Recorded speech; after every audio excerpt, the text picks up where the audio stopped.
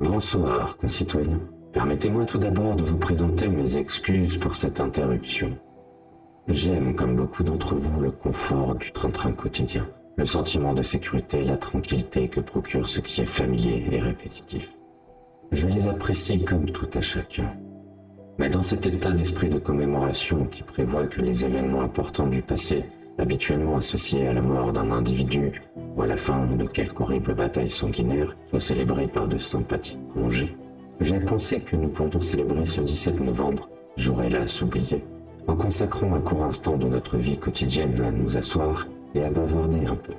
Il existe bien sûr des personnes qui ne veulent pas que nous parlions. Je soupçonne qu'en ce moment même, des ordres sont aboyés dans des téléphones et que cette vidéo va bientôt être censurée. Pourquoi? Parce que même si l'on peut substituer la matraque à la conversation, les mots conserveront toujours leur pouvoir. Les mots sont le support de la compréhension et pour ceux qui les écouteront, l'énonciation de la vérité. Et la vérité, c'est que quelque chose va très mal dans ce pays, n'est-ce pas?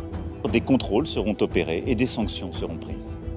Cruauté et injustice, intolérance et oppression.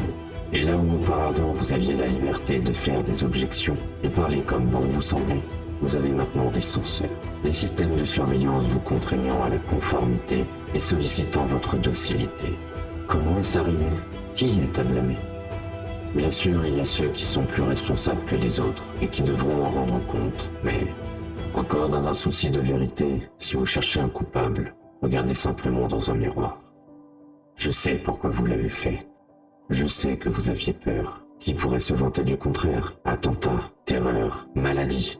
Une myriade de problèmes a contribué à perturber votre jugement et à vous priver de votre bon sens. La peur a pris ce qu'il y a de meilleur en vous, et dans votre panique vous vous êtes tourné vers vos dirigeants, aujourd'hui dictateurs. Ils vous ont promis ce que vous vouliez entendre. Ils vous ont promis le meilleur.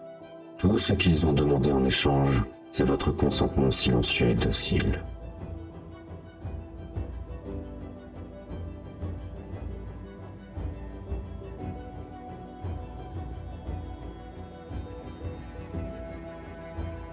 Il y a un peu plus de 200 ans, de nombreux Français ont voulu ancrer à jamais le 14 juillet dans nos mémoires. Ils espéraient rappeler au monde que liberté, égalité et fraternité sont plus que des mots, ce sont des principes. Alors si vous n'avez rien vu, si vous ignorez toujours les crimes de ce gouvernement, je vous suggère de ne plus commémorer le 14 juillet. Mais si vous voyez ce que je vois, si vous ressentez ce que je ressens, si vous désirez ce que je désire, alors rangez-vous à mes côtés dans un mois devant les grilles de l'Élysée. Et ensemble, nous leur offrirons un 4 septembre gravé à jamais dans les mémoires.